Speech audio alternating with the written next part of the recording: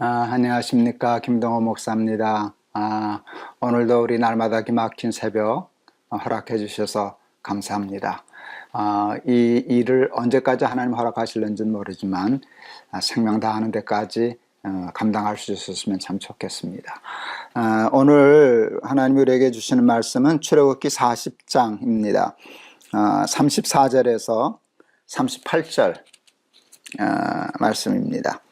제가 봉독하겠습니다. 구름이 회막에 덮이고 여호와의 영광이 성막에 충만하며 모세가 회막에 들어갈 수 없었으니 이는 구름이 회막 위에 덮이고 여호와의 영광이 성막에 충만함이었으며 구름이 성막 위에서 떠오를 때에는 이스라엘 자손이 그 모든 행진하는 길에 앞으로 나아갔고 구름이 떠오르지 않을 때에는 떠오르는 날까지 나아가지 아니하였으며 낮에는 여호와의 구름이 성막 위에 있고 밤에는 불이 그 구름 가운데 있음을 이스라엘의 온 족속이 그 모든 행진하는 길에서 그들의 눈으로 보았더라. 아멘. 하나님은 이제 출애굽기 이렇게 보니까 25장부터 이스라엘 백성들에게 성소, 성막을 지으라고 말씀하시기 시작하셔요. 그리고 아주 꼼꼼히 기구 하나까지라도 이렇게 부삽까지라도 불똥 담아대는 우리말로 하면 쓰레기통 같은 것까지라도 아주 세세히 규격을 말씀하시고 사양을 말씀하시고 또 그것을 만드는 재료까지 하나님이 꼼꼼히 일러주시는 말씀이 기록되어 있습니다.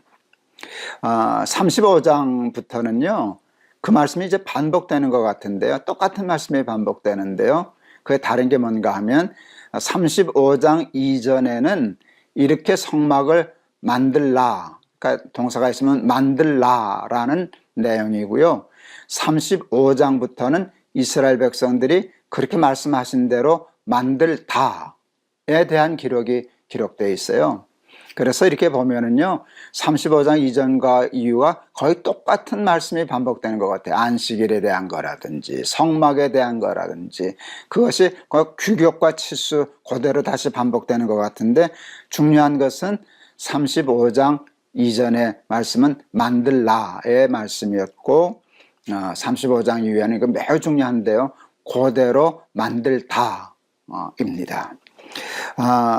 이스라엘 백성들이 그 말씀하신 것에 치수 하나도 어기지 않고 사양 하나도 자기 마음대로 바꾸지 않고 말씀하신 대로 정성껏 최선을 다하여 그 성막과 기구와 그 물건들을 만들었다는 것입니다. 말씀하신 대로 꼭 그대로 언약궤를 만들고 꼭 그대로 등잔대를 만들고 꼭 그대로 제단을 만들고 번제단도 만들고 꼭 그대로 울타리를 만들고 꼭 그대로 제사장의 옷도 만들었습니다. 그래서 이렇게 쭉 읽다 보니까요 매우 중요한 단어 말씀이 나오더라고요. 39장 7절 여호와께서 모세에게 명하신 대로 하였더라. 39장 21절 여호와께서 모세에게 명령하신 대로 하였더라. 39장 31절 똑같습니다. 여호와께서 모세에게 명령하신 대로 하였더라. 39장 43절에는 아주 귀한 말씀이 있어요. 모세가 그 마친 모든 것을 본즉 여호와께서 명령하신 대로 되었으므로 모세가 그들에게 축복하였더라. 하나님이 하신 말씀 그대로 준행하였더니 모세가 그걸 보고 너무 좋아서 축복하였더라. 성막을 지을 때 중요한 것은요 말씀대로입니다. 말씀대로. 저는 광고 중에 그 광고가 참 마음에 와닿더라고요. 뭐 광고하면서 이해가 되든 안 되든 그냥 순종하려고 하는 것이었는데 자꾸 생각하다가 또 잊었습니다. 이건 어쨌든 우리 살다 보면 하나님의 말씀이 이해가 되기도 하고 이게 좀 다시 고치고 싶은데 그냥 할랍니다. 다시 녹화하고 싶은데 그냥 할랍니다. 괜찮죠, 여러분? 예, 하나님이 말씀하신 대로 순종한다는 게 그게 그렇게 쉽지 않습니다. 왜냐하면 우리의 생각이 있기 때문에 그렇습니다. 우리의 상식이 있기 때문에 그렇습니다. 그래서 자꾸 고치고 싶어요. 수정하고 싶어요. 손대고 싶어요. 타협하고 싶어요. 그래서 어떤 것으로든지 조금씩 이렇게 변화를 시키려고 합니다. 근데 하나님의 말씀은 완벽하여 한 점 보탤 것도 없고 한 점 뺄 것도 없는 말씀이지 않습니까? 그런데 우리의 섣부른 생각으로 한 점을 보태거나 한 점을 빼면 하나님의 말씀이 불완전해집니다. 그렇게 되면 그 말씀의 능력이 우리에게서 사라지게 됩니다.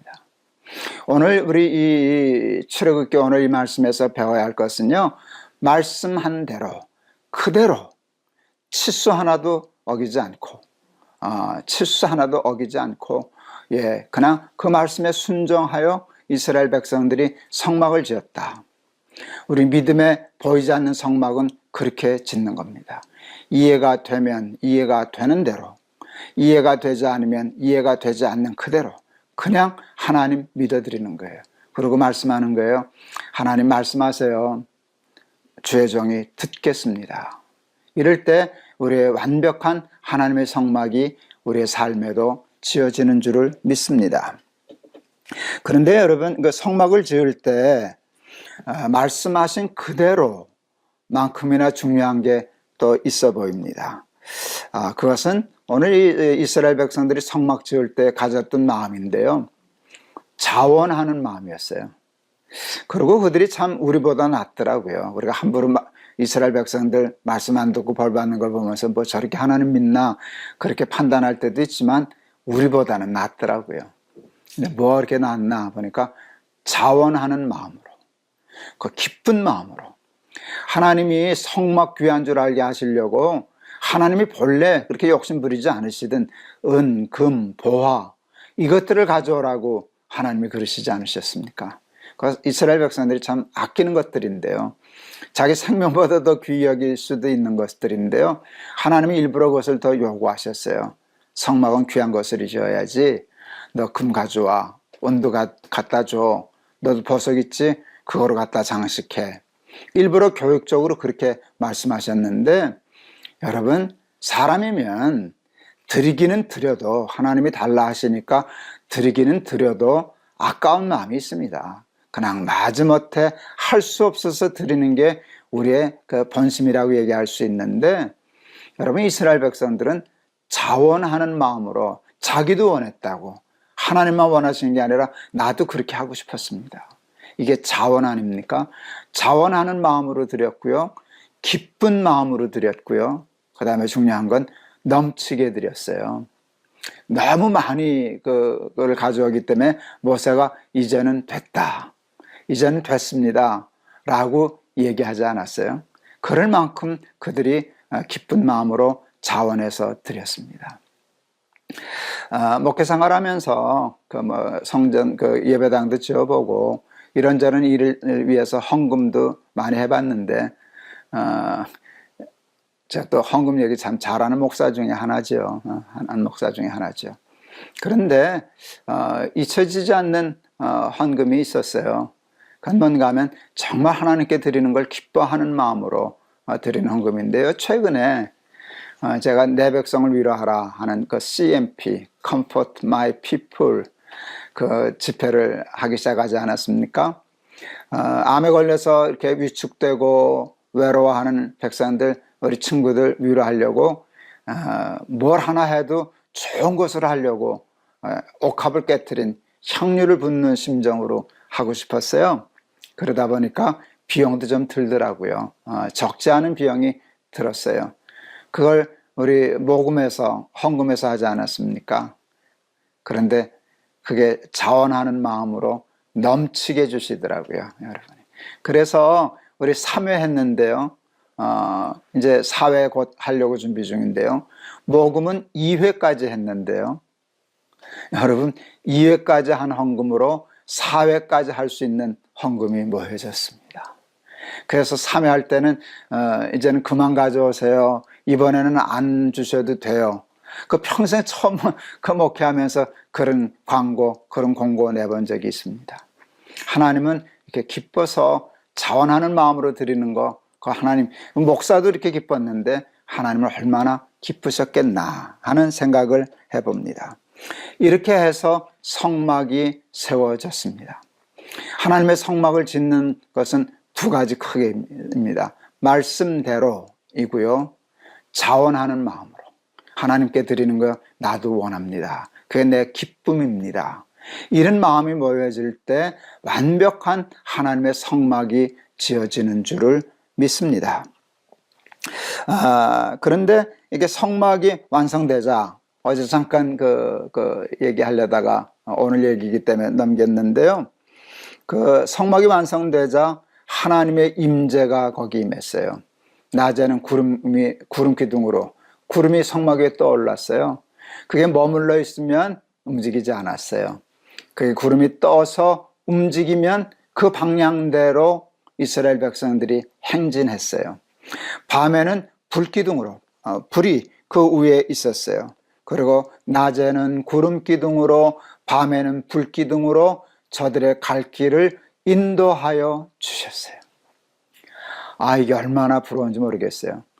어디 가야 할는지, 무엇을 해야 할는지, 어떻게 해야 할는지 방황하는 우리 인생들에게 하나님이 그렇게 임재하셔서 신경 쓸 것 없이 하나님이 움직이시면 따라 움직이고, 하나님이 머무시면 따라 머물면 되는 그런 삶 살 수 있다면 그게 얼마나 큰 축복이겠습니까?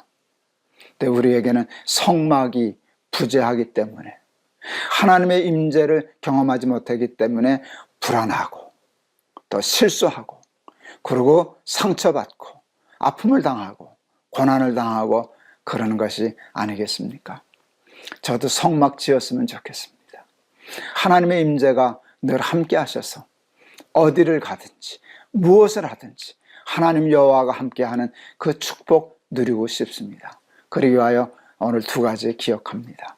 말씀대로 살아봐야지. 하다가 못하면 또 회개하고 울고 붙잡고 또 도전해 봐야지. 실수 하나도 어기지 말아야지. 이해가 되면 이해가 되는 대로, 안 되면 아는 대로 순종해 봐야지. 그리고 하나님께 대하여 인색한 마음 갖지 않아야지. 자원하는 마음 갖고 하나님의 성막 하나하나 지어봐야지. 그래서 그렇게 살다가 언제 하나님 앞에 갈는지 모르지만 하나님 앞에 가는 마지막 순간까지 하나님의 성막, 하나님의 임재, 하나님의 구름, 하나님의 불기둥, 그거 나도 체험하면서 살아가는 복 받아보고 싶습니다. 여러분, 우리 사랑하는 날마다 기막힌 새벽 친구 여러분들도 그렇게 살아서 그런 복을 함께 누리는 저와 여러분들 다 되실 수 있기를 축원합니다. 오늘 찬송 440장 골랐습니다. 찬송가, 이렇게 우리 날마다 기막힌 새벽에서 이렇게 찬송가 한 장씩 골라서 부르는 그 재미, 그 재미도 참 좋으네요. 너무 좋으네요. 그 찬송이 이렇게 좋은지 여러분 잘 아셨죠? 440장, 어디든지 예수 나를 이끌면 어디든지 예수 함께 가려네. 어디든지 예수 나를 이끌면 어디든지 예수 함께 가려네. 예수 함께 아니 가면 낙없고 예수님과 동행하면 겁없네. 어디를 가든지 겁낼 것 없네. 어디든지 예수 함께 가려네. 세상 친구 모두 나를 떠나도 주와 동행하면 외로움 없겠네. 가는 길이 위태하고 험해도 어디든지 예수 함께 가려네. 어디를 가든지 겁낼 것 없네. 어디든지 예수 함께 가려네. 어두운 그늘 나를 애워쌀 때에 주가 함께 계심 믿고 자려네. 죽은 후에 천국에서 깨어나 예수 함께 길이 길이 살리라. 어디를 가든지 겁낼 것 없네. 어디든지 예수 함께 가려네. 아멘. 기도하시겠습니다. 이스라엘 백성들이 성막 짓듯이 하나님, 저도 우리도 그 같은 마음과 믿음으로 성막 짓게 하옵소서. 말씀대로 치수 하나도 어기지 말고 한 점 보태지도 말고 한 점 빼지도 말고 그대로 순종하여 성막 짓는 삶 살게 하옵소서. 이스라엘 백성들은 하나님이 요구하신 귀한 것들 아끼지 않고 자원하는 마음으로 우리도 그것을 원했습니다. 그렇게 하고 싶었습니다. 하고 드림으로 성전 짓을 것보다 더 많이 이렇게 넘치게 가져왔던 것을 기억합니다. 하나님, 우리의 삶도 그리 될 수 있게 하여 주시옵소서. 그리하여 성막을 짓게 하시고 하나님의 임재를 순간순간 경험함으로 어디를 가든지 겁내지 않고 승리하는 삶 살아내게 하옵소서. 예수 그리스도 이름을 받들어 기도하옵나이다. 아멘. 오늘 찬송 참 좋았죠, 여러분. 제가 오늘 이 말씀이 이제 방송되는 날은요, 이틀 내가 녹화한 것보다 이틀 후가 될 겁니다. 근데 사실은 오늘 이 아침에 제가 일찍 이거 녹화하고 이제 조금 있으면 병원을 가야 됩니다. 얼마 전에 찍었던 CT 촬영 결과를 이제 보러 가는 날입니다. 잘 넘어가 줄런지 또 뭐 걸려서 뭐가 또 문제가 될런지 하는 두 가지 중에 하나인데, 이 말이 참 좋으네요. 어디를 가든지 문제없이 잘 되면 감사하고, 또 혹시 내가 원치는 않지만 좀 문제가 생겨도 그 문제가 생겨서 문제가 아니라 그 길도 예수님과 함께 가면 겁없네. 그 말이 저는 믿어집니다. 그렇게 되면 범사가 감사하고 항상 기뻐할 수 있는 삶 살아내지 않겠나, 이렇게 생각해서 하나님이 이제 어젯밤도 잠 잘 잤습니다. 고민하고 두려워하고 불안해할 수 있는 상황이지만 그 믿음을 가지니까 하나님이 단잠도 주시고 하나님이 주신 평안도 주시고 그럽니다. 어디를 가든지 예수와 함께 가면 겁없네. 아멘입니다. 여러분, 그런 삶 사실 수 있기를 바랍니다. 출애굽기 오늘로 끝내려고 합니다. 그래서 이렇게 많이 건너뛰었는데요. 우리 출애굽기는 오늘로 마치고 내일부터는 어느 말씀 할까 이렇게 생각하다가 우리 창세기 출애굽기 했는데요. 복음서를 한번 이 시점엔 다뤄야 되겠다. 예수님이 하신 말씀, 예수님의 행적과 삶을 한번 다시 생각해 보는 것도 좋겠다 싶어서 내일부터는 마태복음 이제 한번 시작하려고 합니다. 또 마태복음 끝나면 하나님이 또 어떤 말씀 주실는지 기대해 봅니다. 여러분 감사합니다. 여러분 오늘도 승리하는 하루 되실 수 있기를 바랍니다. 여러분 사랑합니다.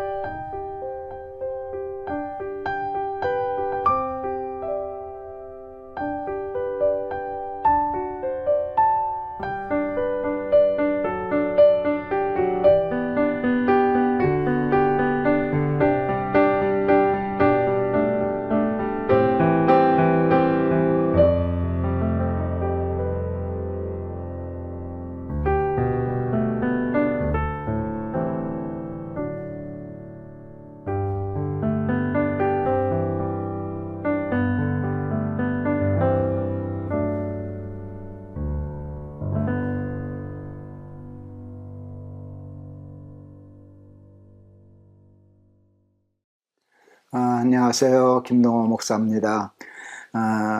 오늘 치앙마이에서 녹화합니다.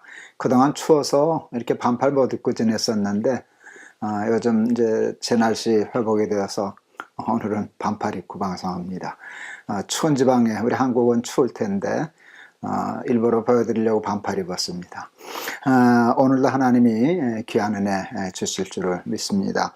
오늘 말씀은 마태복음 17장 1절에서 18절의 말씀입니다. 제가 봉독하겠습니다. 엿새 후에 예수께서 베드로와 야고보와 그 형제 요한을 데리시고 따로 높은 산에 올라가셨더니 그들 앞에서 변형되사 그 얼굴이 해같이 빛나며 옷이 빛과 같이 희어졌더라. 그때 모세와 엘리야가 예수와 더불어 말하는 것이 그들에게 보이거늘 베드로가 예수께 여쭈어 이르되 주여 우리가 여기 있는 것이 좋사오니 만일 주께서 원하시면 내가 여기서 초막셋을 짓되 하나는 주님을 위하여 하나는 모세를 위하여 하나는 엘리야를 위하여 하리이다. 말할 때 호련히 빛난 구름이 그들을 덮으시며 구름 속에서 소리가 나서 이르시되 이는 내 사랑하는 아들이요 내 기뻐하는 자니 너희는 그의 말을 들으라 하시는지라. 제자들이 듣고 엎드려서 심히 두려워하니 예수께서 나와 그들에게 손을 대시며 이르시되 일어나라 두려워하지 말라 하시니 제자들이 눈을 들고 보매 오직 예수 외에는 아무도 보이지 아니하더라. 그들이 산에서 내려올 때 예수께서 명하여 이르시되 인자가 죽은 자 가운데서 살아나기 전에는 본 것을 아무에게도 이르지 말라 하시니 제자들이 물어 이르되 그러면 어찌하여 서기관들이 엘리야가 먼저 와야 하리까 하나이까. 예수께서 대답하여 이르시되 엘리야가 과연 먼저 와서 모든 일을 회복하리라. 내가 너희에게 말하노니 엘리야가 이미 왔으되 사람들이 알지 못하고 임의로 대우하였도다. 인자도 이와 같이 그들에게 고난을 받으리라 하시니 그제야 제자들이 예수께서 말씀하신 것이 세례 요한인 줄을 깨달으니라. 그들이 무리에게 이름에 한 사람이 예수께 와서 꿇어 엎드려 이르되 주여 내 아들을 불쌍히 여기소서. 그가 간질로 심히 고생하여 자주 불에도 넘어지며 물에도 넘어지는지라. 내가 주의 제자들에게 데리고 왔으나 능히 고치지 못하더이다. 예수께서 대답하여 이르시되 믿음이 없고 패역한 세대여 내가 얼마나 너희와 함께 있으며 얼마나 너희에게 참으리요. 그를 이리로 데려오라 하시니라. 예수께서 꾸짖으시니 귀신이 나가고 아이가 그때부터 나으니라. 아멘. 예수님이 그 세 제자를 데리시고 변화산 위에 올라가신 말씀입니다. 변화산에서는 신비한 체험을 했죠. 모세, 엘리야, 예수님이 같이 얘기하는 모습을 이제 세 제자가 보았습니다. 그리고 또 하나님의 음성도 들었죠. 이는 내 사랑하는 아들이요 내가 기뻐하는 자라 하는 하나님의 음성을 친히 듣는 신비한 영적 체험을 한 장소가 되었습니다. 너무 신비하고 좋아서 베드로가 여기 너무 좋은데 여기다 초막셋을 짓고 살면 좋겠습니다. 이렇게 영적인 신비한 체험을 하게 되면 정말 세상과 나는 간 곳 없고 구속한 주만 보이도다 하는 마음이 들겠죠. 그 베드로의 마음이 이해가 갑니다. 세상 궁궐에서 사는 것보다 여기서 이런 분위기 속에서 이런 상황 속에서 초막 짓고 사는 게 훨씬 좋겠습니다. 그만한 신비한 체험을 세 제자들이 했었습니다. 그런데 예수님은 제자들이 거기에 머물러 있는 것을 원치 않으셨습니다.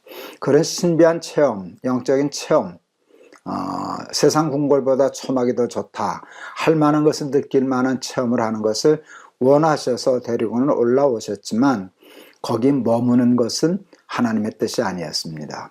왜냐하면 산 아래에 간질병하는, 귀신 들려서 간질하는 아이가 있었거든요. 내려가서 그들을 고치며 그들을 축복하며 살아야지 우리만 좋다고 여기서 그 신비한 체험을 하면서 세상 다 잊어버리고 사는 것은 기독교식, 하나님의 방식이 아니었기 때문입니다. 변화산을 놓고 두 종류의 신학이 나뉩니다. 하나는 변화산 위고요. 하나는 변화산 아래입니다. 변화산 위에 관심을 가지고 또 초점을 맞춰서 신앙생활하는 신학하는 사람들이 있습니다. 보통 우리는 초월주의 신학이라고 얘기합니다. 하나님 나라, 성령, 방언, 영적 체험 같은 것들을 많이 강조하죠. 그런 교단들이 있는 거 여러분 기억하실 것입니다. 그런데 변화산 아래에 관심을 가지고 신학하고 신앙생활하는 학교나 교단들이 있습니다.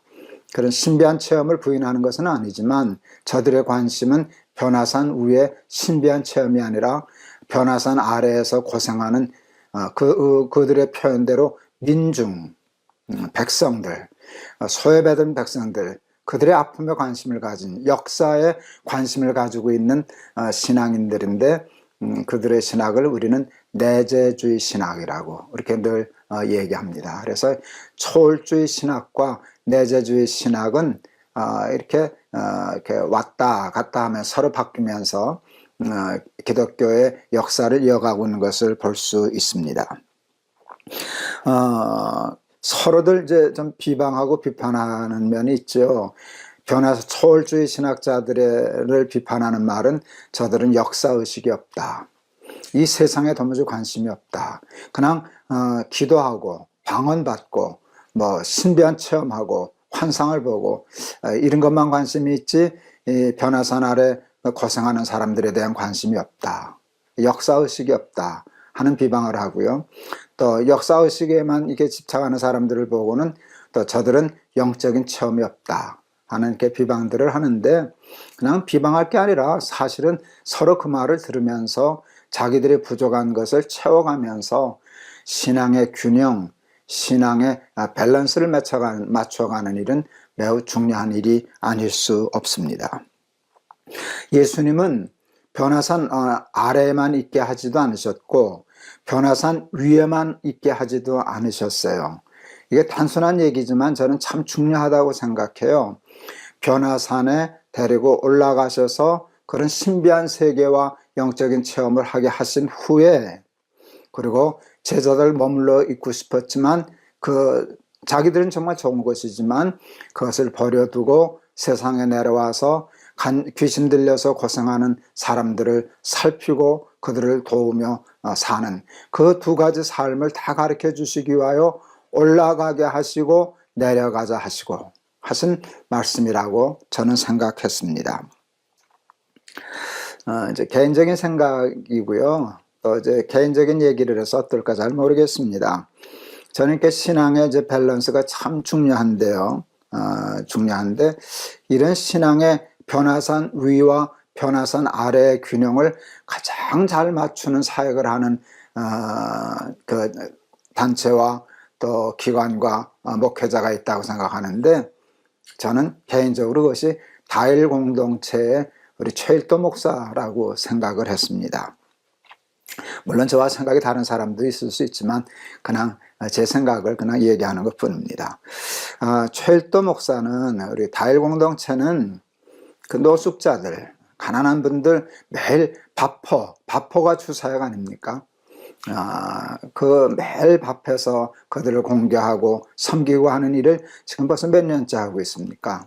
그러니까 저들은 정말 역사의식이 강하고 내재주의 신학이 어느 사람들보다도 강한 사람이라고 얘기할 수 있어요. 그런데 다일 공동체는 그 일만 하지 않고요.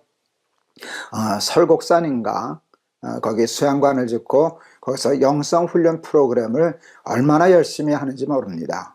열심히 봉사하다가도 한동안 들어가서는 또 영성 수련을 하고 또 훈련을 받고 와서는 또 다일 공동체 내려와서 밥포 봉사를 하고, 저는 그것이 신앙에 굉장히 중요한 밸런스가 있는 사역이라고 생각을 합니다. 만일 밥포만 한다면 여러분 그게 사회 사업가와 뭐가 다를 게 있겠습니까? 꼭 우리 교회만 뭐 예수 믿는 사람만 목사만 그 일을 하는 건 아니지 않습니까? 밥포 사역은 꼭 교회의 전유물은 아닙니다. 밥포 사역만 중요하다고 생각하고 그런 영적인 일을 소홀히 여긴다면 그냥 그것은 사회주의, 사회재단, 복지재단처럼 되고 말 것입니다. 실제로 그렇게 되는 경우도 많습니다.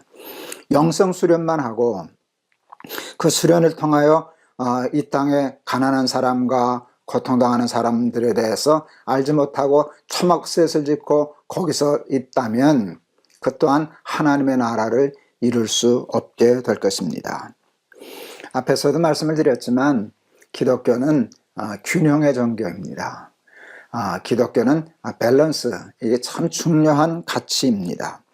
신비로움과 현실의 조화, 변화산 위와 변화산 아래의 밸런스, 좌와 우의 균형, 좌로도 치우치지 않고 우로도 치우치지 않고 좌와 우. 그래서 흔히들 그런 얘기 하잖아요. 새는 좌와 우의 날개로 비행한다. 한쪽으로 자꾸 치우치니까. 기독교는 좌와 우의 밸런스, 균형입니다. 그리고 차가움과 뜨거움의 밸런스, 가슴은 뜨겁고 머리는 차갑고 하는 이 균형을 잘 맞출 때 건강하고 반듯한 신학과 신앙을 유지할 수 있다, 이렇게 생각을 합니다. 우리 날마다 기막힌 새벽을 통해서 저를 사랑하는 친구들이 이런 균형 감각, 신앙과 사고와 삶의 균형 감각을 잘 익힐 수 있으면 좋겠다 하는 마음을 갖습니다. 너무 한쪽으로 치우쳐서 극단화되는 것, 지금 우리 사회가 그런 위험성이 좀 많은데요. 좌와 우, 변화산 위와 변화산 아래, 차가운 것과 뜨거운 것의 조화를 잘 갖춘 건강한 신앙인들이 되셔서 하나님 나라를 위하여 쓸모있는 인생, 삶 살아가는 우리 저와 여러분 다 되실 수 있기를 바랍니다. 찬송가 442장을 제가 골랐어요. 저장 밑꽃 위에 이슬 아직 맺혀 있는 그때에 귀에 은은히 소리 들리니 주 음성 분명하다. 이게 하나님 나라에 대한 그 신비한 것을 이제 본 거예요. 그런데 그 3절 가사가 참 좋아요. 밤 깊도록 동산 안에 주와 함께 있으려 하나 괴로운 세상에 할 일 많아서 날 가라 명하신다. 이게 오늘 제가 읽고 설교한 거하고 맞지 않습니까? 우리 이 뜻을 생각하면서 제가 이 찬송을 부르려고 합니다. 우리 카메라로 제가 이걸 찍는데 인보 하나 떠서 이거 잠깐 지우고 하겠습니다. 예, 442장 제가 찬송하겠습니다. 저장 밑꽃 위에 이슬 아직 맺혀 있는 그때에 귀에 은근히 소리 들리니 주 음성 분명하다. 주님 나와 동행을 하면서 나를 친구 삼으셨네. 우리 서로 받은 그 기쁨은 알 사람이 없도다. 그 청한 주의 음성 우는 새도 잠잠케 한다. 내게 들리던 주의 음성이 늘 귀에 쟁쟁하다. 주님 나와 동행을 하면서 나를 친구 삼으셨네. 우리 서로 받은 그 기쁨은 알 사람이 없도다. 밤 깊도록 동산 안에 주와 함께 있으려 하나 괴로운 세상에 할 일 많아서 날 가라 명하신다. 주님 나와 동행을 하면서 나를 친구 삼으셨네. 우리 서로 받은 그 기쁨은 알 사람이 없도다. 기도하시겠습니다. 하나님, 예수님의 제자들을 변화산으로 데리고 올라가셔서 이 세상에서 볼 수 없는 신비한 영적인 하나님 나라의 세계를 체험하게 하신 후 거기 머물러 있지 않고 세상으로 내려와 귀신 들려 간질병 앓는 아이들을 고쳐주신 이 사건을 통하여 우리의 신앙의 균형을 생각하게 해 주셔서 감사합니다. 영적인 것과 육적인 일, 하나님 나라와 이 세상, 뜨거운 것과 차가운 것, 좌와 우의 균형을 잘 맞춰서 건강한 신앙생활을 할 수 있는 우리 날마다 기막힌 새벽, 우리 사랑하는 친구들이 다 될 수 있게 주님 축복하여 주시옵소서. 예수 그리스도의 이름을 받들어 기도하옵나이다. 아멘. 이렇게 충분히 잘 전달이 됐는지 모르지만 저는 오늘 말씀 굉장히 중요한 거라고 생각해요. 우리는 자꾸 치우치거든요. 한쪽으로. 가슴이 뜨거운 사람은 잘못하면 머리도 뜨거워지고요.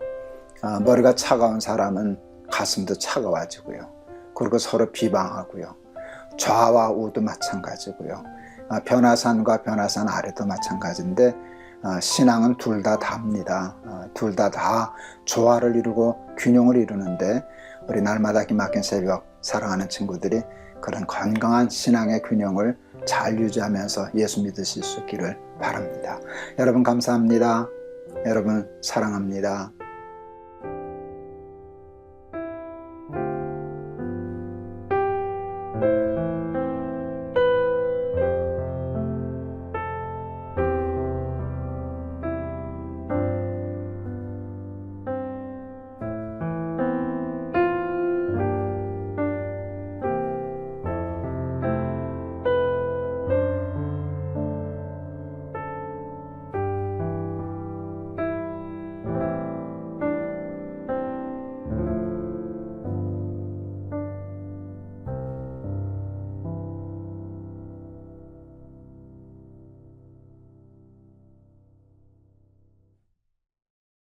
안녕하세요. 김동호입니다. 오늘도 우리 날마다 기막힌 새벽 나오셔서 하나님의 말씀 사모해 주셔서 얼마나 감사하고 좋은지 모르겠습니다. 여러분 건강한 믿음의 삶에 하나님의 예비하신 축복의 은혜들이 이렇게 충만하게 되리라 이렇게 믿습니다. 오늘 봉독할 말씀은 마태복음 26장 6절에서 13절입니다. 마태복음 26장 6절에서 13절. 예수께서 베다니 나병 환자 시몬의 집에 계실 때에 한 여자가 매우 귀한 향유 한 옥합을 가지고 나와서 식사하시는 예수의 머리에 부으니 제자들이 보고 분개하여 이르되 무슨 의도로 이것을 허비하느냐, 이것을 비싼 값에 팔아 가난한 자들에게 줄 수 있었겠도다 하거늘 예수께서 아시고 그들에게 이르시되 너희가 어찌하여 이 여자를 괴롭게 하느냐, 그가 내게 좋은 일을 하였느니라. 가난한 자들은 항상 너희와 함께 있거니와 나는 항상 함께 있지 아니하리라. 이 여자가 내 몸에 이 향유를 부은 것은 내 장례를 위하여 함이니라. 내가 진실로 너희에게 이르노니 온 천하에 어디서든지 이 복음이 전파되는 곳에서는 이 여자가 행한 일도 말하여 그를 기억하리라 하시니라. 아멘. 예수님이 그 베다니에 그 시몬이라고 하는 나병 환자 집에 계셨답니다. 그때 어떤 여자 하나가 와서 옥합에 향유를 부어서 예수님의 머리에 부어서 머리에 붓는 그런 일이 있었습니다. 마가복음에도 이 말씀이 기록되어 있는데요. 반복되고 있는데 마가복음에 의하면 조금 더 세밀해요. 그냥 옥합을 깨서 향유를 부었고요.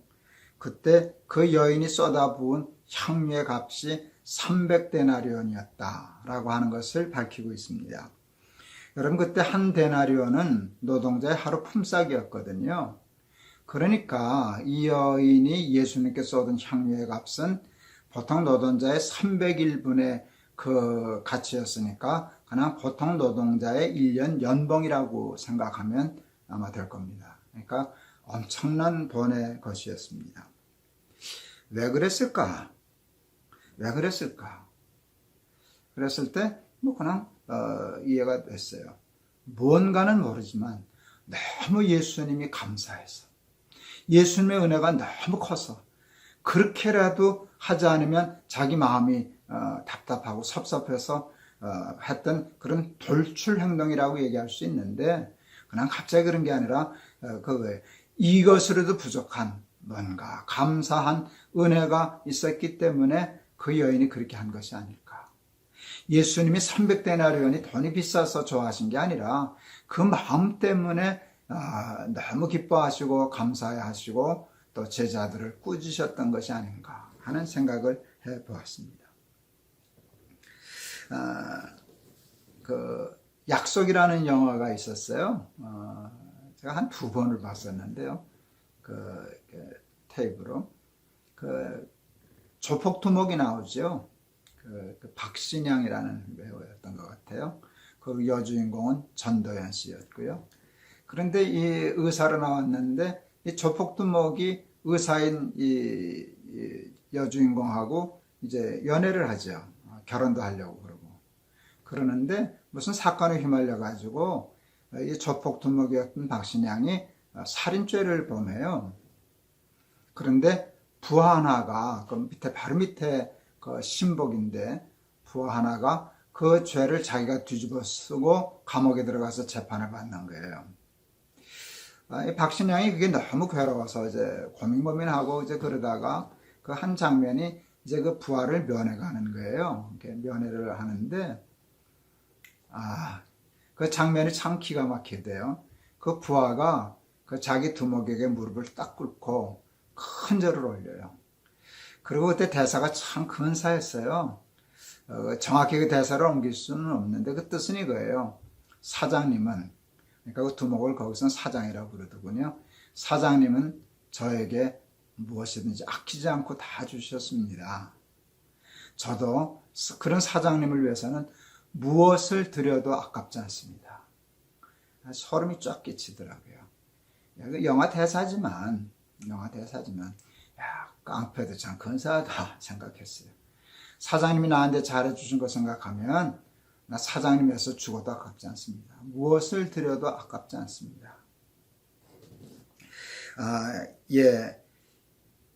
우리는 걸핏하면 하나님의 은혜, 한량없는 은혜를 얘기합니다. 근데 정말 우리가 그 은혜를 은혜만큼 알고 사는 걸까요? 하는 생각을 저는 해봤어요. 만일 정말 그 은혜를 안다면 그 약속이라는 영화에 그 조폭 두목의 부하가 자기 그 사장 두목의 은혜를 아는 것처럼 안다면 우리도 똑같은 대사를 하면서 살아야 되잖아요. 예수님은, 하나님은 저를 위하여 정말 모든 것을 아끼지 않고 다 주셨습니다. 제가 가진 것은 없지만 저도 그래서 예수님, 하나님을 위해서는 무엇을 드려도 아깝지 않습니다. 이게 돼야 은혜를 아는 거 아니겠습니까? 깡패도 그 은혜를 알고 그렇게 얘기하던데요. 우리도 예수님의 은혜를 안다면 그게 대사가 아니라 우리의 삶의 진심으로 나와야 하지 않을까요? 근데 엉뚱하게 제가 이 옥합을 깨뜨린 여인의 이 말씀을 읽다가 그 약속, 그 대사가 생각났어요. 그 여인이 지금 그러고 있는 거예요. 무슨 은혜를 받았는지는 잘 모르지만 어떤 학자들 중에는, 신학자 중에 이렇게 얘기하는 사람이 있어요. 그게 막달라 마리아, 가늠하다 현장에서 붙잡힌 여자 얘기를 하더라고요. 그 여인이었을는지 모른다. 그 은혜가 너무 커서 그렇게 예수님 앞에 갚은 거다. 그랬을 때 뭐 그게 사실이든 아니든 그 일이 맞든 안 맞든 그 정도의 은혜가 있어서 이 여인이 한 일이 맞아요. 예수님이 저한테 베푸신 은혜를 생각하면 예수님께 뭘 드려도 아깝지 않습니다 하는 그 마음이 옥합을 깬 여인의 마음이 아닐까 싶었습니다. 저도 사랑하는 사람에게는 그렇게 합니다. 제가 사랑하는 사람이 누굴까요? 접니다. 당연히 내가 나를 사랑하죠. 그래서 저한테는 아까운 게 하나도 없습니다. 제가 저한테 뭘 아까워하겠습니까? 당연하죠. 또 제 자식들 사랑하니까 자식은 정말 뭘 줘도 지나치질 않네요. 뭐든지 다 줄 수 있죠. 하나도 아깝지 않습니다. 아내 당연히 아깝지 않습니다. 내 손주들 당연히 아깝지 않습니다. 그런데 하나님에게도 그런가 하는 생각을 가끔씩 할 때가 있습니다. 그 옛날 그 보일러 광고죠. 이제 보일러 광고인데 좀 날씨가 차지고 이렇게 추우니까 그 보일러 떼면서 그 며느리가 하는 대사야. 아내가 여보 아버님 댁에도 보일러 한 대 놔드려야 되겠어요. 참 감동적인 그 광고 카피였어요. 아버님 댁에 보일러 한 대 놔드려야 되겠어요. 그 보일러 아마 되게 많이 팔리지 않았을까 하는 생각해요. 그 광고 대사 때문에. 그 마음이 참 아름답잖아요.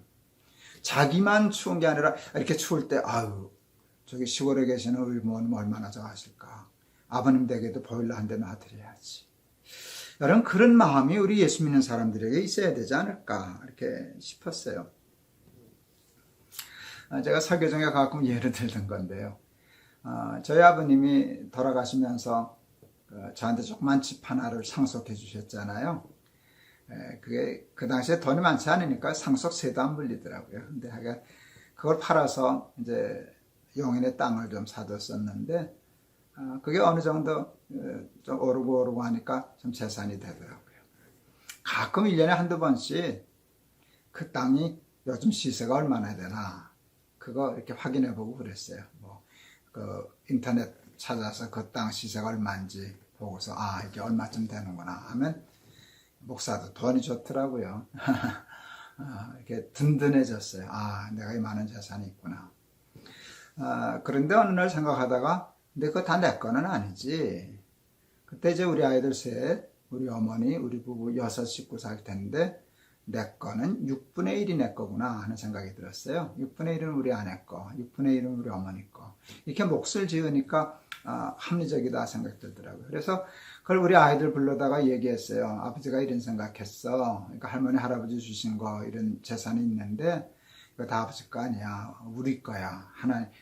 할아버지가 우리 주셨으니까 아버지 거는 6분의 1, 엄마 거도 6분의 1, 할머니도 6분의 1, 너희들도 6분의 1씩. 이렇게 얘기하니까 애들이 참 좋아하더라고요.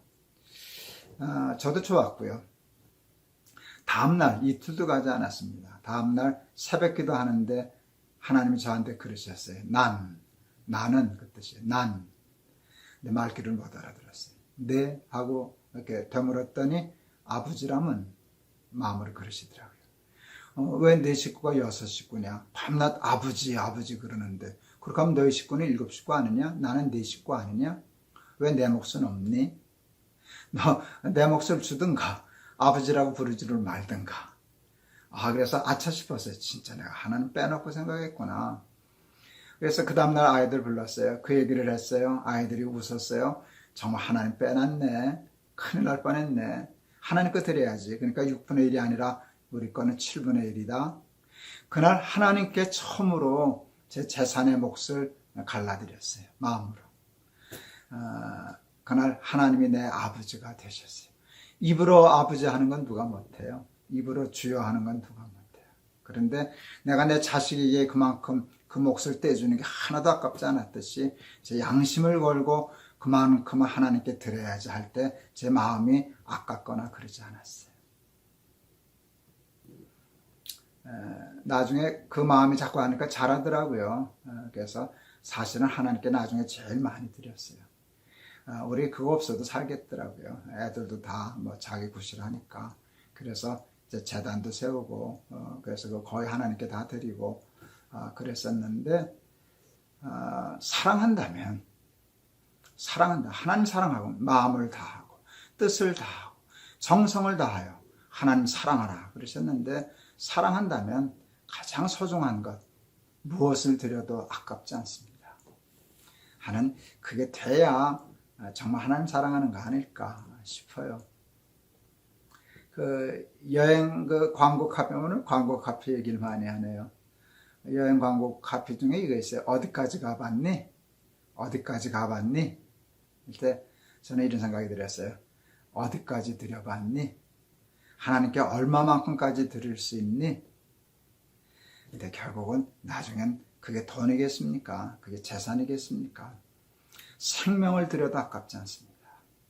하나님을 위해서라고 하면 내 생명을 들여도 아깝지 않습니다. 하는 데까지 우리 믿음이 이르러야 되지 않겠습니까? 그게 옥합을 깨트린 여인의 마음이라고 생각합니다. 우리 그런 마음으로 하나님을 사랑하고 하나님 섬기고 하나님께 드리고 그렇게 예수 믿으면서 살아가는 저와 여러분이 되었으면 참 좋겠습니다. 어제 불렀던 찬송 또 부르려고 합니다. 값비싼 향유를 주께 드린 막달라 마리아 본받아서 211장. 근데 어제도 그 찬송하면서 그랬지만 2절 3절은 연약한 자에게 힘을 주고, 그러니까 하나님께 드리는 것이 연약한 자에게 주는 것, 어제하고도 연결이 되잖아요. 그렇죠? 낮은 대로 흘려보내는 것이 곧 나에게 한 것이다. 하나님께 드리려고 할 때 그러면 어디다 드려야 되나? 그랬을 때 어디다 쓰는 것이 하나님을 위해서 쓰는 건가 할 때 나보다 낮은데 나보다 어려운데로 흘려보내면 그게 하나님께 향유를 옥합을 쏟아붓는 일이 되겠다 싶습니다.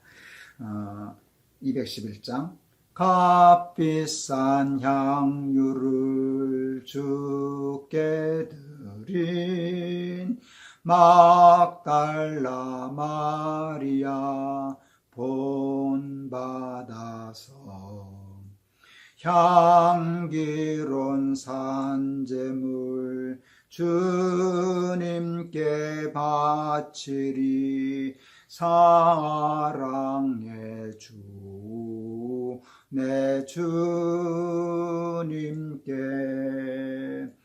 연약한 자에게 힘을 주고 어두운 세상에 빛을 비춰 성실과 인내로 내 형제 이끌림 사랑의 주 내 주님께 두려운 마음에 소망 주고 슬픔에 쌓인 자 위로하며 길 잃은 자들을 친절히 이끌리 사랑의 주 내 주님께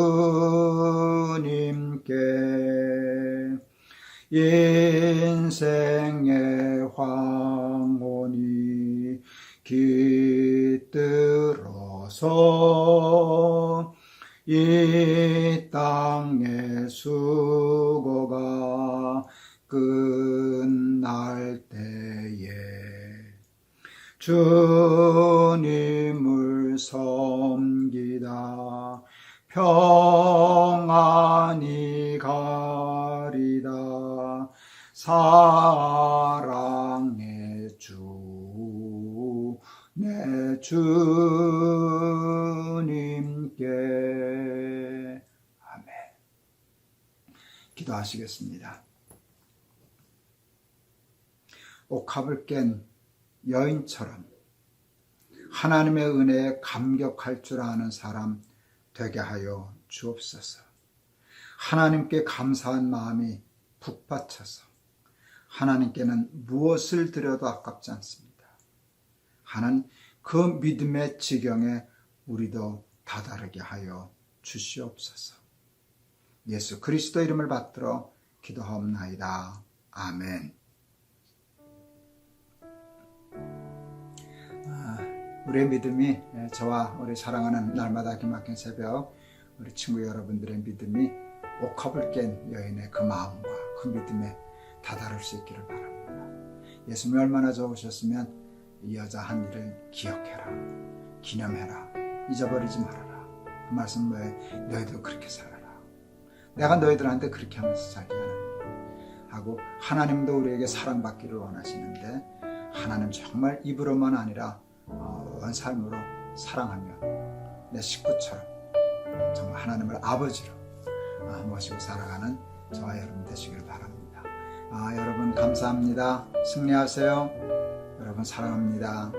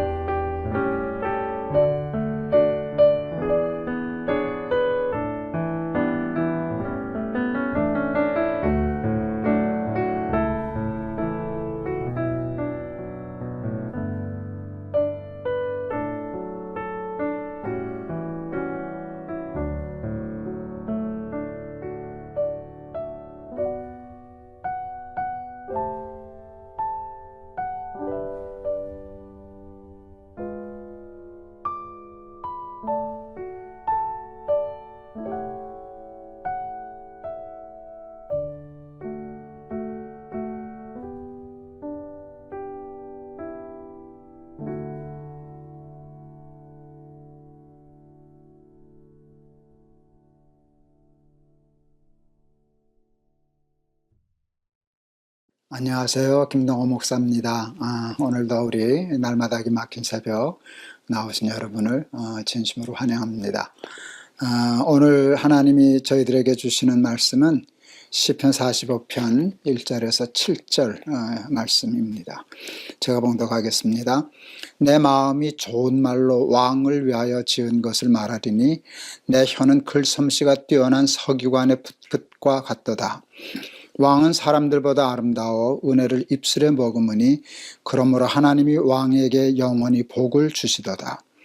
용사여 칼을 허리에 차고 왕의 영화와 위엄을 입으소서. 왕은 진리와 온유와 공의를 위하여 왕의 위엄을 세우시고 병거에 오르소서. 왕의 오른손이 왕에게 놀라운 일을 가르치리이다. 왕의 화살은 날카로워 왕의 원수의 염통을 뚫으니 만민이 왕의 앞에 엎드러지는도다. 하나님이여 주의 보좌는 영원하며 주의 나라의 규는 공평한 규이니이다. 왕은 정의를 사랑하고 악을 미워하시니 그러므로 하나님 곧 왕의 하나님이 즐거움의 기름을 왕에게 부어 왕의 동료보다 뛰어나게 하셨나이다. 아멘. 오늘 시편은 왕의 결혼식에 왕과 왕비를 위하여 읽은 축복의 시라고 헌시라고 생각하고 있습니다. 그리고 이 말씀은 왕이신 우리 예수님과 그의 신부인 그리스도인 우리들을 비유한 말씀이라고 해석해서 많이 설교하고 공부하는 말씀입니다. 근데 오늘 저는 조금 그 전통적인 또 정통적인 좀 그 시각에서 벗어나 조금 다른 시각에서 오늘 이 말씀을 한번 생각해 보려고 준비했습니다. 한마디로 얘기해서 왕을 치하하고 축복하는 글인데, 여러분은 이 글을 읽을 때 어떤 느낌이 드셨습니까? 충신이라는 느낌이 드셨습니까? 혹은 좀 심한 표현인지 모르지만 간신배 같다 하는 생각이 좀 드셨습니까?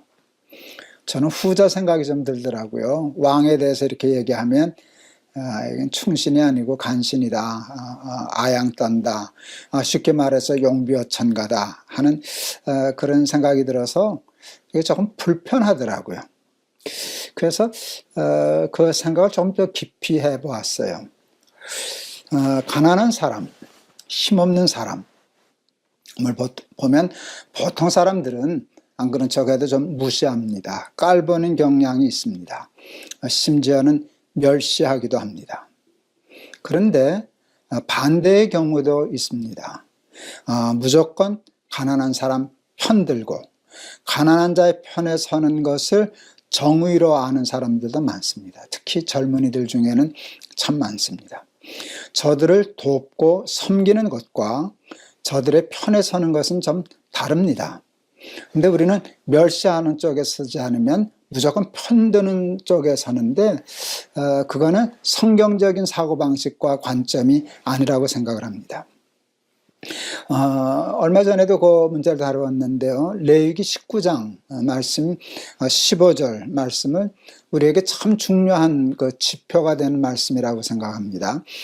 레위기 19장 15절에는 이런 말씀이 있어요.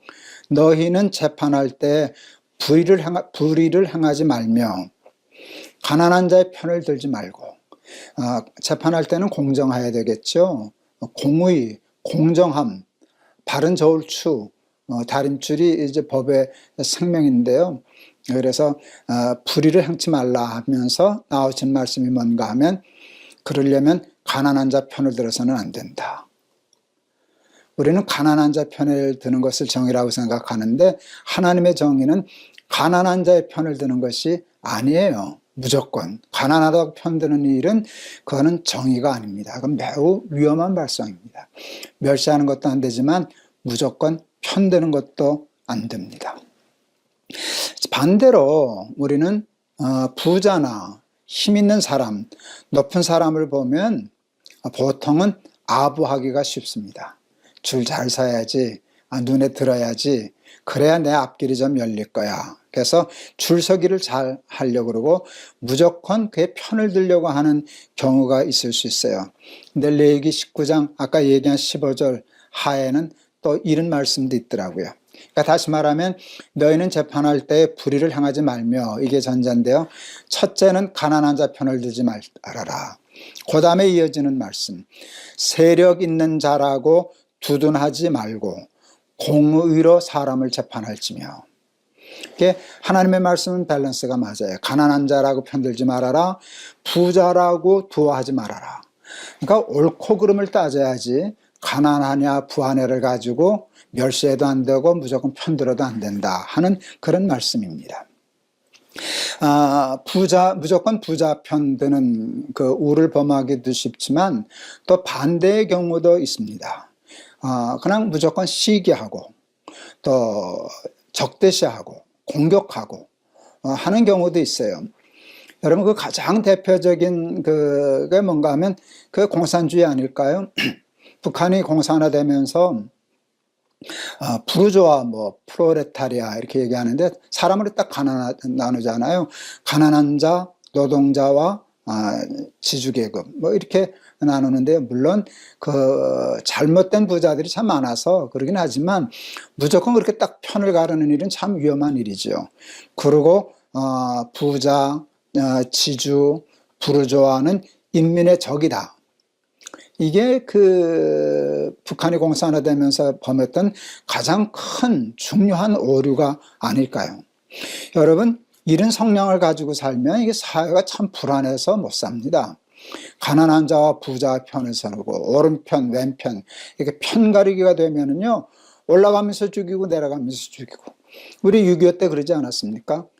북진하면서 공산당이라고 거기에 저거 했다고 우리 백성들 다 죽이고, 또 내려오면서는 또 국군에게 또 뭐 부역했다고 죽이고, 그러는 일인데, 그와 같은 일이 사실은 오늘날까지도 이루어지고 있습니다.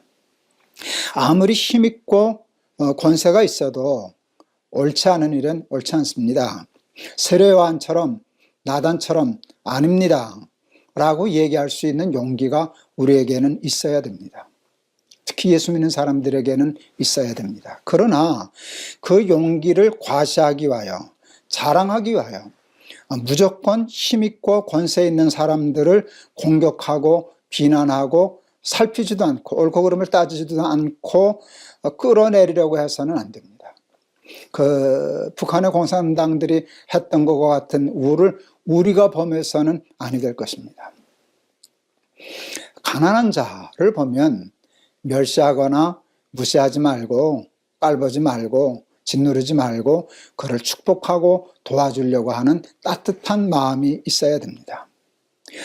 그러나 가난한 자를 축복하는 것과 같이 부유한 사람, 힘 있는 사람들을 아부하는 마음이 아니라, 옳고 그름 따지지도 않고 무조건 아양 떠느라고 하는 마음이 아니라 진심으로 그를 축복하고 또 격려하고 잘하는 것은 박수칠 수 있는 그런 공평한 마음도 우리에게 있어야 하지 않을까 하는 그런 생각을 저는 엉뚱하게 오늘 이 시편을 읽으면서 그 생각을 했어요. 왕을 축하하고 왕에게 박수 쳐주고 축복하고 하는 이 시를 읽으면서 내 마음이 그게 참 불편하다 하는 생각을 하면서 나도 왜곡됐구나, 나도 좀 삐뚤어졌구나, 편향된 시각으로 세상을 보는구나 하는 마음을 느끼게 되었습니다. 이웃이 밭을 사면 배가 아프다 하는 말이 있지 않습니까? 제가 우리 날마다 기막힌 새벽 하면서 제가 마태복음 20장 그 포도원 주인 비유를 공부하다가 그랬죠. 이웃이 밭을 사도 배 하나도 안 아픈 사람 되게 해주십시오. 그 기도를 했었다고. 하루 종일 일해서 한 데나리온 받은 사람과 1시간 일해서 한 데나리온 받은 사람 보고 그 횡재한 사람에 대해서 배아파하지 않고 불평하지 않고 그것을 같이 기뻐하고 그럴 수 있는 마음의 여유가 있으면 얼마나 좋을까, 그런 해석을 해본 적이 있었죠. 우리 마음속에는요, 시기하는 마음, 남 잘된 거 못 봐주는 마음, 그런 마음도 있답니다. 옳고 그런 것은 가난하든 부하든 따지지 말고 옳은 것은 옳다 하고 또 옳지 않은 것은 옳지 않다 하는 용기와 바른 비판력을 가지면서도 가난한 자라고 무조건 편들지 않고 또 가난한 자도 잘못되면 너는 거 잘못됐어 라고 얘기할 수 있는 정직함이 있고, 그러나 근본적으로 가난한 사람을 축복하고 그를 돕고 섬기려고 하는 마음이 있고, 또 잘 되는 사람이 있으면 박수 쳐주고 응원해주고 축복해주고 축하해줄 수 있는 그런 균형 잡힌 그런 마음, 저는 그게 예수 믿는 사람들이 가져야 할 마음이 아닐까, 그런 생각을 해보았습니다. 왕을 축복하는 마음, 나보다 높은 사람을 박수 쳐줄 줄 아는 마음, 그거 우리가 잘 생각지 못했던 말이고요.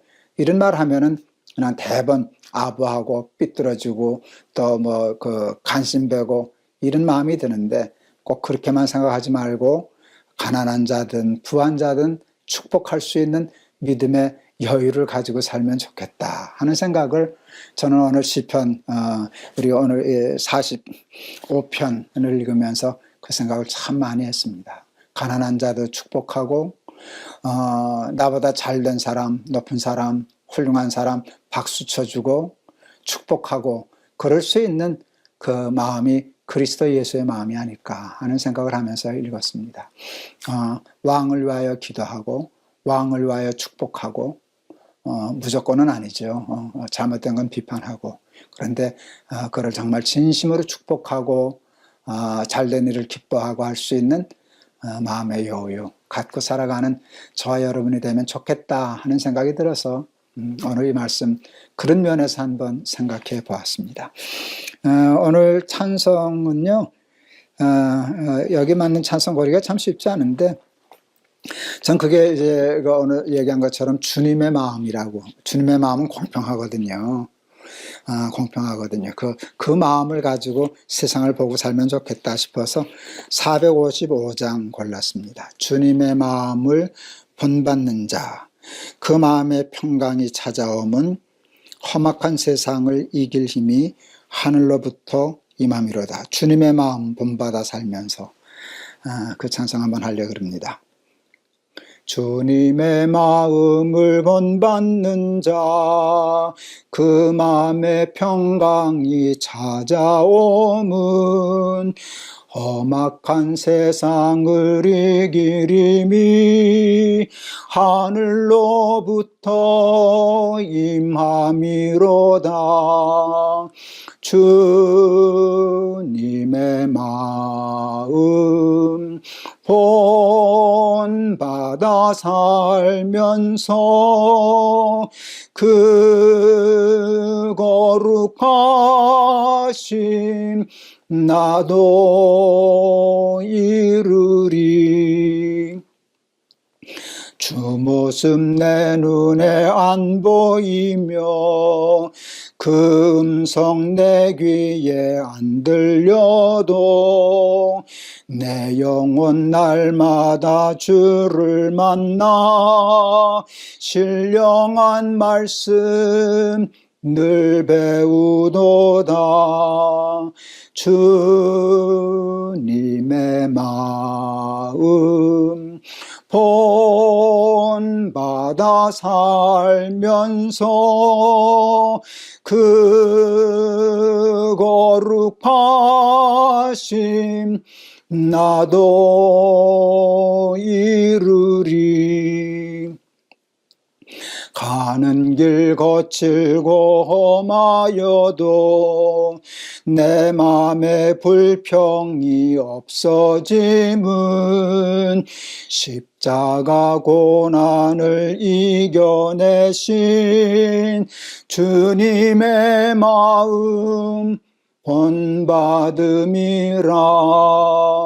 주님의 마음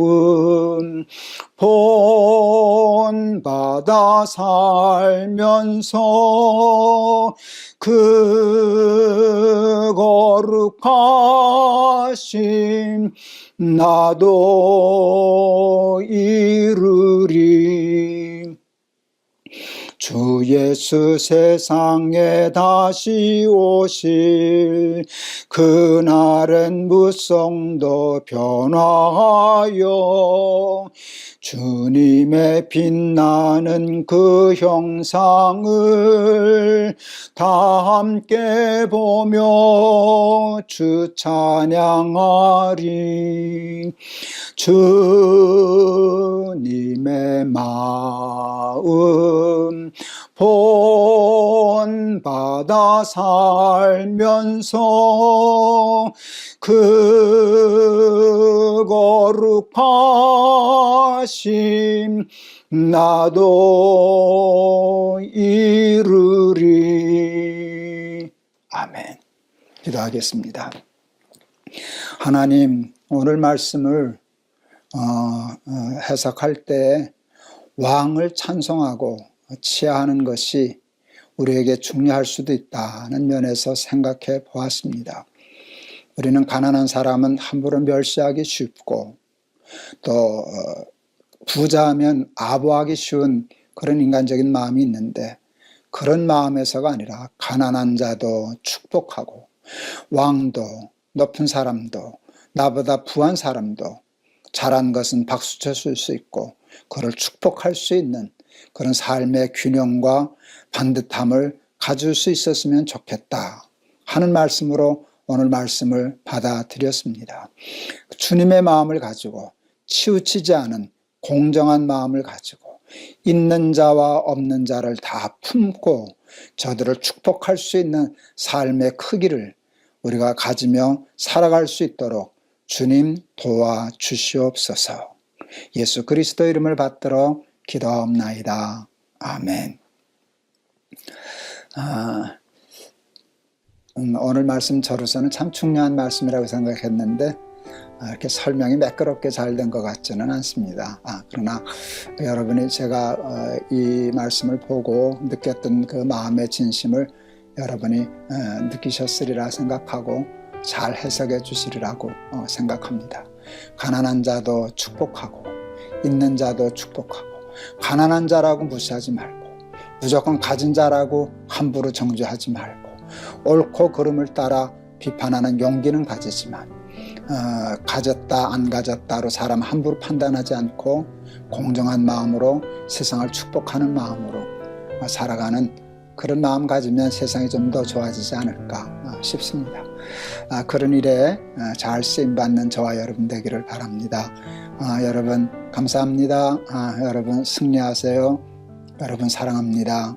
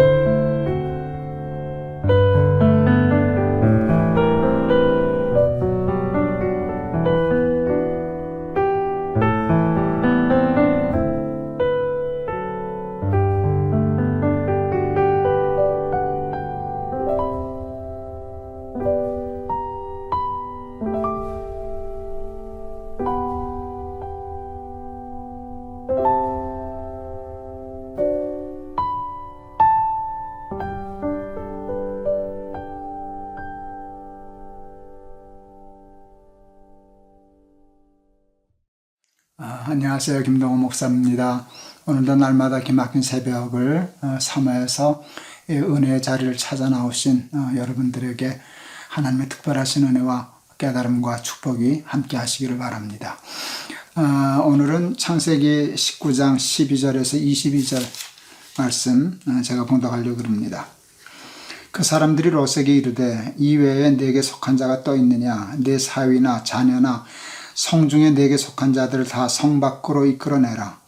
그들에 대한 부르짖음이 여호와 앞에 크므로 여호와께서 이것을 멸하시려고 우리를 보내셨나니 우리가 멸하리라. 롯이 나가서 그 딸들과 결혼할 사위들에게 말하여 이르기를 여호와께서 이 성을 멸하실 터이니 너희는 일어나 이곳에서 떠나라 하되 그의 사위들은 농담으로 여겼더라. 동틀 때에 천사가 롯을 재촉하여 이르되 일어나 여기 있는 내 아내와 두 딸을 이끌어내라. 이 성의 죄악 중에 함께 멸망할까 하노라. 그러나 롯이 지체하며 그 사람들이 롯의 손과 그 아내의 손과 두 딸의 손을 잡아 인도하여 성 밖에 두니 여호와께서 그에게 자비를 더하심이었더라. 그 사람들이 그들을 밖으로 이끌어낸 후에 이르되 도망하여 생명을 보존하라. 돌아보아 보거나 들에 머물지 말고 산으로 도망하여 멸망함을 면하라. 롯이 그들에게 이르되 내 주여 그리마옵소서. 주의 종이 주께 은혜를 입었고 주께서 큰 인자를 내게 베푸사 내 생명을 구원하사 내가 도망하여 산에까지 갈 수 없나이다. 두렵건대 재앙을 만나 죽을까 하나이다. 보소서 저 성읍은 도망하기에 가깝고 작기도 하오니 나를 그곳으로 도망하게 하소서.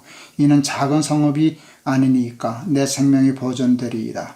그가 그에게 이르되 내가 이 일에도 내 소원을 들었은즉 내가 말하는 그 성읍을 멸하지 아니하리니 그리로 속히 도망하라. 내가 거기 이르기까지는 내가 아무 일도 행할 수 없느라 하였더라.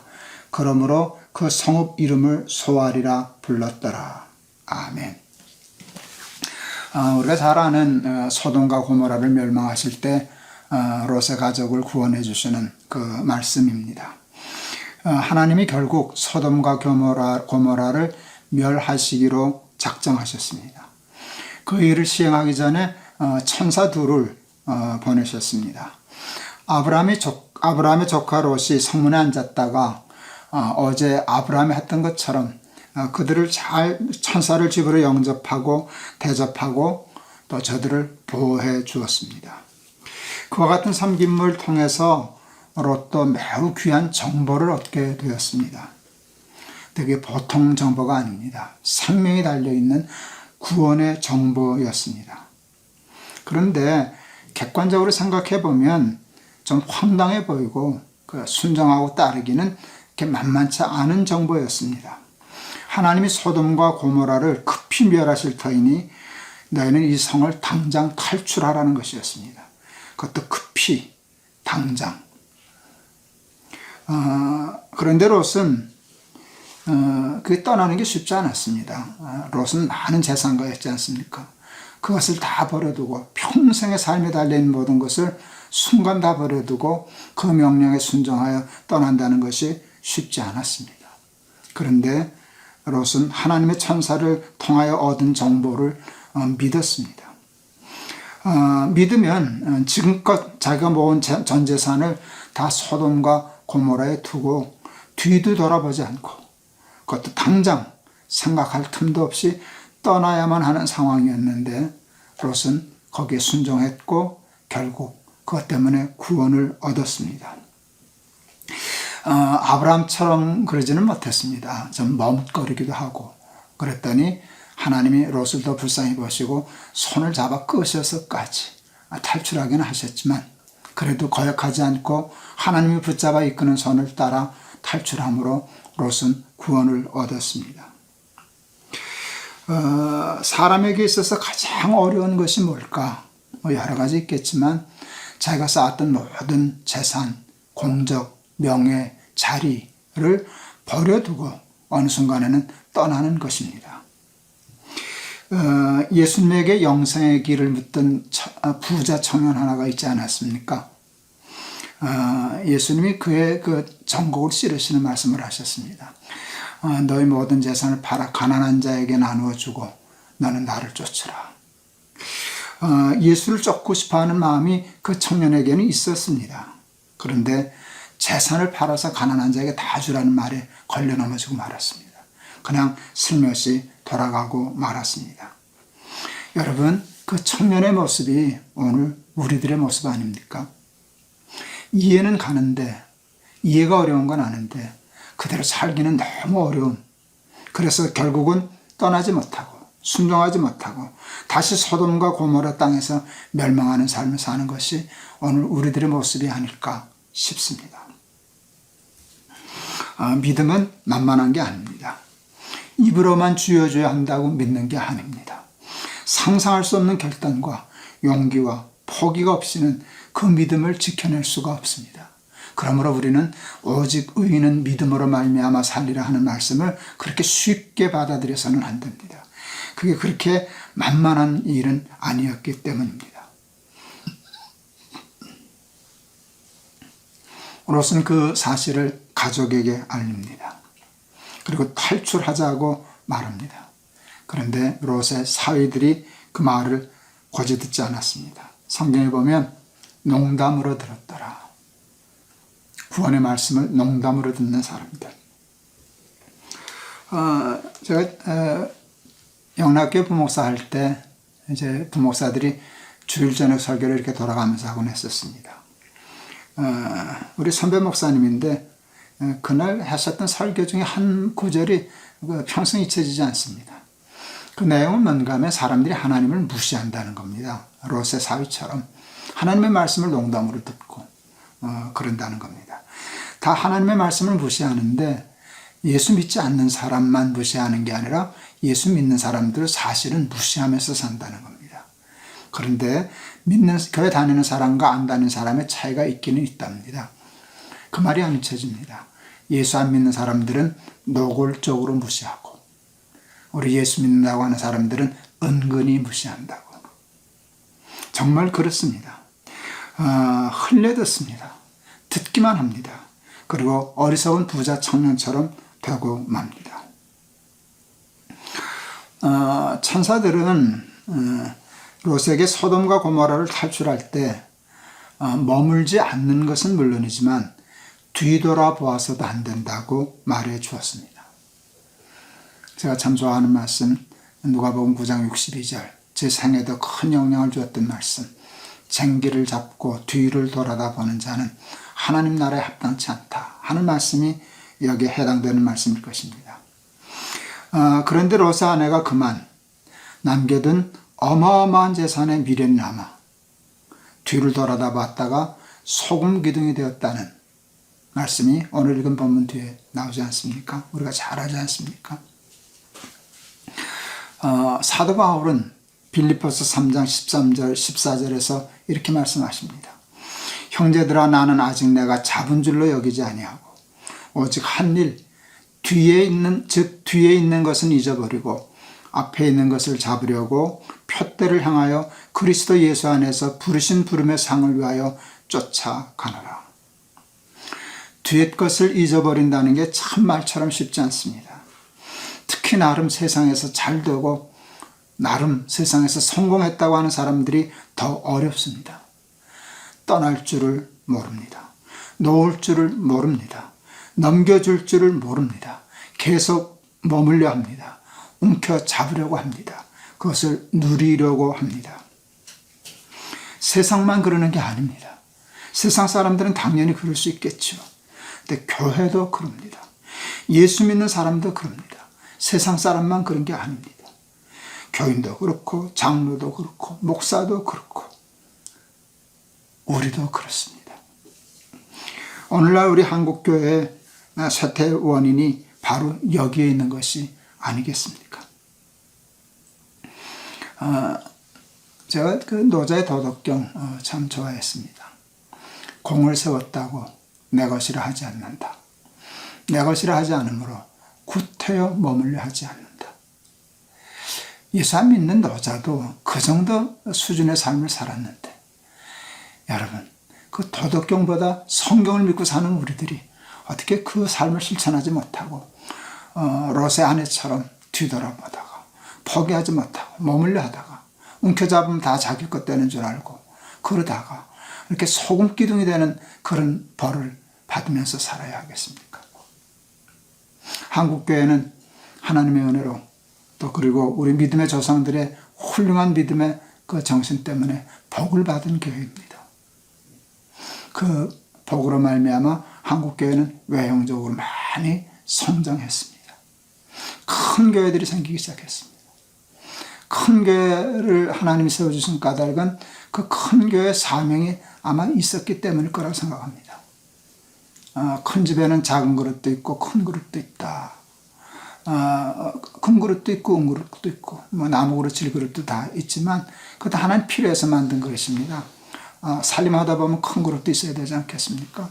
살림하다 보면 큰 그릇으로만 살림할 수 있습니까? 찻잔 같은 작은 그릇도 있어야죠. 그러니까 하나님 쓰시는 그릇이기 때문에 뭐 크게도 하고 작게도 하실 수 있는데, 문제는 작든 크든 하나님의 소용대로 하나님의 쓰시기에 합당한 깨끗하고 자기를 비운 그릇이 되면 다 귀한 그릇이라 그랬습니다.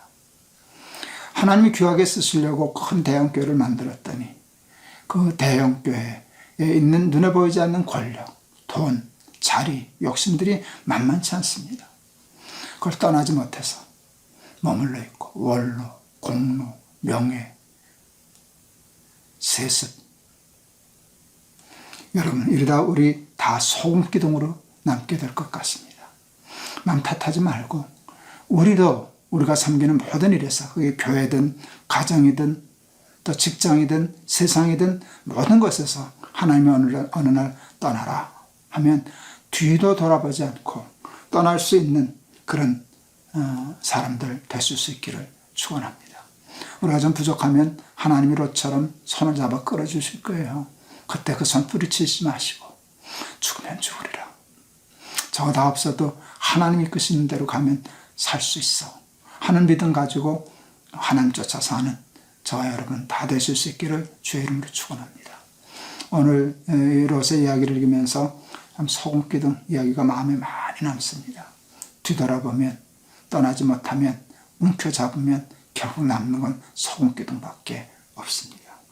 오늘은 그냥 하나님께 롯과 같은 믿음과 그 믿음의 용기를 가지고 또 완전하지는 못했지만 그래도 순종함으로 소돔과 고모라를 떠나 구원 얻었던 것 같은 삶 나도 살게 해달라고 기도해 주시고, 롯의 아내처럼 미련 부리다가 소금기둥 되지 않게 해달라고 그냥 기도하는 하루 되셔서 승리하는 저와 여러분 되기를 주의 이름으로 축원합니다.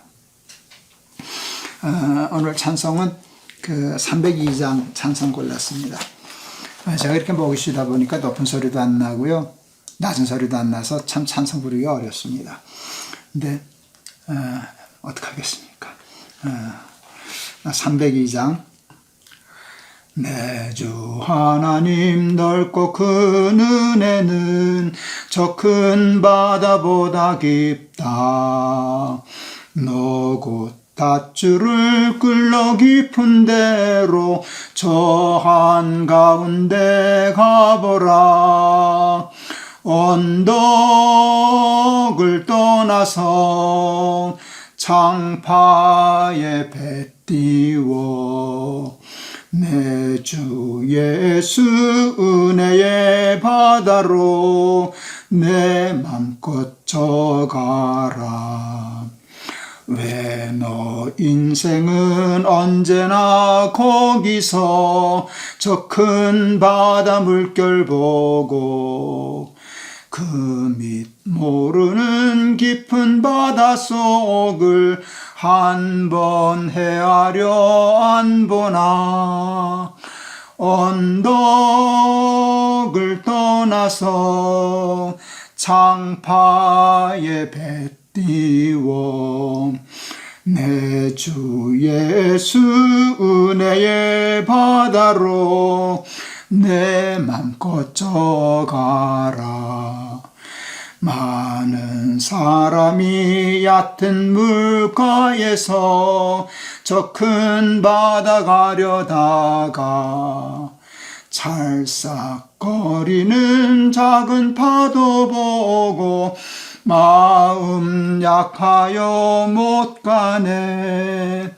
언덕을 떠나서 창파에 배 띄워 내 주 예수 은혜의 바다로 내 맘껏 져가라.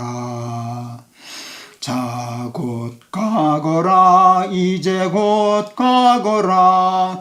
저 큰 은혜 바다 향해 자 곧 내 너를 저 깊은 데로 가라. 망망한 바다로 언덕을 떠나서 창파에 배 띄워 내 주 예수 은혜의 바다로 내 맘껏 져가라. 우리가 머물고 싶어하는 그 대단한 것들은 그냥 언덕입니다. 그 언덕을 떠나지 못해서 큰 은혜의 바다를 경험하지 못하는 것이 우리의 가장 큰 어리석음인데, 언덕을 떠나서 창파에 배를 띄우고 은혜의 바다로 헤엄칠 수 있는 저와 여러분 되기를 축원합니다. 기도하겠습니다. 하나님 감사합니다. 오늘도 말씀 주셔서 고맙습니다. 아브라함의 조카 롯이 소돔과 고모라 떠나는 것이 쉽지 않았지만 결국 하나님 손에 끌리기도 했지만 따라 순종함으로 구원을 얻었습니다. 롯의 아내는 두고 오는 재산 너무 아까워서 뒤돌아보다가 소금기둥이 되었다 하는 말씀이 참 우리 마음에 와 닿습니다. 정말 우리가 그렇습니다. 우리가 누렸던 모든 자리들, 권력들 떠나지 못하고, 교회도 그와 같은 욕심으로 차지하고 있다가 떠나지 못하고 원로, 공로, 명예, 자리 보존하고 세습까지 하다가 한국교회 소금기둥 될까봐 두렵습니다. 하나님, 우리들이라도 정신 차리고 모든 것에서 본토 친척 아비 집을 떠나 하나님 지시할 땅으로 가라 할 때 순종하였다는 어떤 아브라함처럼 그렇게까지 못하면 하나님의 손에 끌려 구원 얻었던 롯처럼이라도 될 수 있게 하나님 축복하여 주시옵소서. 예수 그리스도 이름을 받들어 기도하옵나이다. 아멘. 네, 오늘 방송 마쳤습니다. 오늘도 좋은 하루 되실 수 있기를 바랍니다. 내일 또 뵙겠습니다. 감사합니다.